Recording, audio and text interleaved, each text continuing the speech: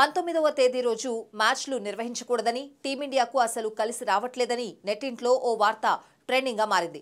December 19న Bharat దక్షిణాఫ్రికా మధ్య రెండో వన్డే జరిగింది.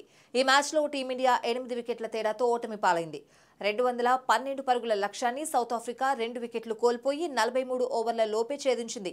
ఓపెనర్ టోనీ డి జోర్జ్ విజయంలో కీలక పాత్ర పోషించాడు. ఈ లెఫ్ట్ హ్యాండర్ బ్యాటర్ అజేయంగా 119 పరుగులు చేశాడు. అయితే ఈ ఓటమితో కెప్టెన్ గా కేఎల్ రాహుల్ విజయాల పరంపరకు బ్రేక్ పడింది. సారథిగా వరుసగా 10 మ్యాచ్ల్లో గెలిచిన రాహుల్ ఈ మ్యాచ్తో ఓటమి ఎదుర్కొన్నాడు.